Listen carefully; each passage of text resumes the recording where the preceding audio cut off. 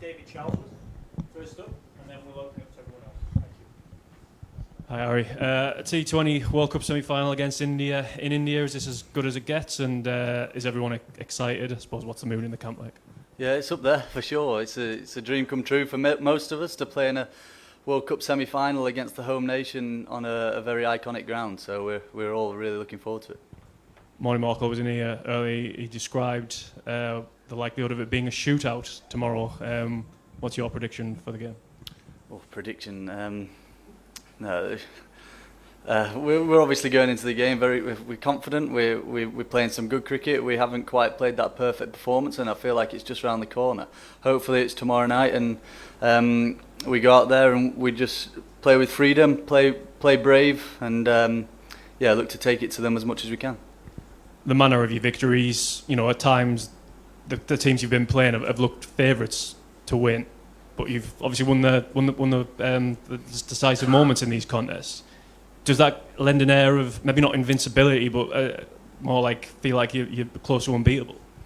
No, definitely not unbeatable, but I think it gives us a lot of confidence going into tomorrow as well. We've won them tight games, which in World Cups proved to be very important as well, and we've got a lot of confidence going into the deeper parts of the game. We've won games, like you said, which we probably shouldn't have won, and it just feels like we've never really been out of any game so far, which holds you in good stead in these world competitions.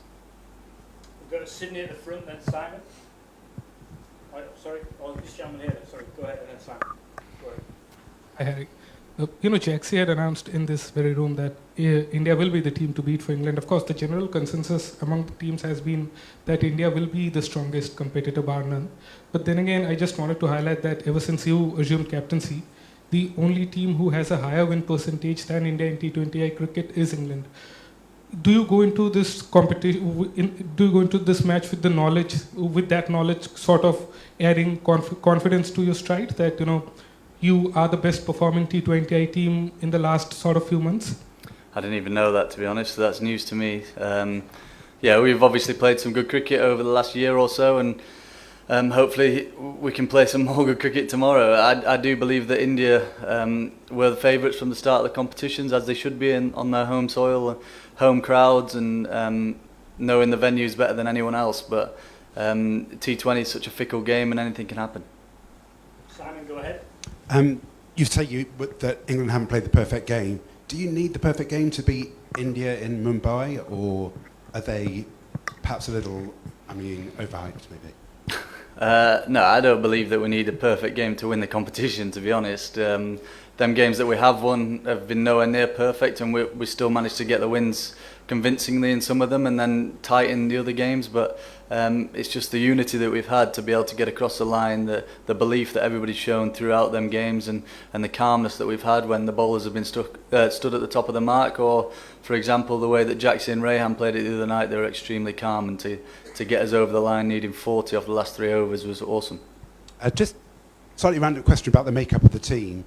When you came in as captain, your first game you brought in Tom Banton back. You brought in Will Jackson at 7 for the first time and Liam Dawson back after a few years. Was that a vision that you had for the team? Did you fight for those people to go where they've gone? How did those changes happen? Yeah, obviously when I took over, this was a year away, and it felt like it probably needed a little bit of planning, and that was slightly part of the planning, really, to try and get some game time in them guys, and them slowly build some confidence up, knowing that they were going to be in the side most of the time, and they've taken them roles on beautifully. Jaxi, for example, he's had 4 man of the matches this World Cup. He's been the standout player in the competition, arguably. Dawson's played a massive role in plenty of games as well. Banter's won us a few games off his own bat, and it's just having that confidence, knowing that you are going to be around for a little while, and thankfully it's got us this far so far in the competition. How personally rewarding is it to make kind of big calls like that, put players in positions they've never played before, and here you are in a World Cup semi-final and you've been rewarded for that? Yeah, and I'm close to all 3 of them as well, so I knew when I'm stepping onto that field that they're going to have my back. They're going to agree, or not agree, but have my back with whatever decision I make when I'm on the pitch, and and then they'll fight my corner at every given occasion. How important is it to have friends in the team? First of all, they have to be good enough cricketers to get in the team, but I do think it makes a big difference when you know that someone's going to have your corner and fight for you until the last ball, and them three and, well, the whole 11 have done that beautifully since I've taken over. Second row here, and then the lady in the corner. Harry, you have been praised for your captaincy, the way you have led this England side in this T20 World Cup. But for a player like Josh Butler, who is experienced, who has been a former captain, as a young leader, how do you deal with him? What are the conversations when he's not getting runs? And is it the time that Butler, such a big player, can light up this semi-final with his batting? Yeah, you don't have to talk to him too much. I think leaving him alone is probably the best thing to do. He's been a powerhouse of a cricketer for many years, as we've all seen, and I've been asked this question thousands of times now, and I just think that there should be no reason to question why he's in the team. Go ahead in the corner. Hi, Harry. You mentioned about the tight situations in your previous matches, but it is to be noted that England have managed to bounce back from the tough situations, be it against Nepal or Pakistan. How vital is that for teams' confidence, knowing that your team can bounce back from any given situation, especially going into a crucial match like the semi-final? Yeah, massive confidence. Like I said before, we don't feel like we're ever out of a game so far, and all it takes is one of the top 7 to get a decent score, or one of our 5 or 6 bowlers to have an amazing day out there, and all of a sudden you're walking away with a victory, and that's what we've done so well so far. Everybody's kind of chipped in. That game against New Zealand, everybody had a part to play, whether that's bat ball or in the field. So it's definitely so far been mainly team performances, but I feel like there's a big individual performance to come soon. Cheers. The back in the middle, yeah, go ahead. Harry, momentum, can you just talk about what the significance of momentum is? India's been in 2 knockout games already coming into the semi-final. Is that a factor at all going into a semi-final? Sorry, what was that? So India have been in 2 knockout games already coming into the semi-final. Is that like a factor at all when you talk about momentum? I don't know, that's for them to answer. Nothing to do with me. Just on the significance of momentum in this format. We've just got to go out there and play our game. Like I said, that's for them to answer. That's their question. Yeah, at the back. Harry, you've made a lot of tactical calls that's gone your way, in this tournament, even in crunch situations. Could you talk about the tactical challenges you will have as a captain against a team like India with all the variables that come into play playing at this venue?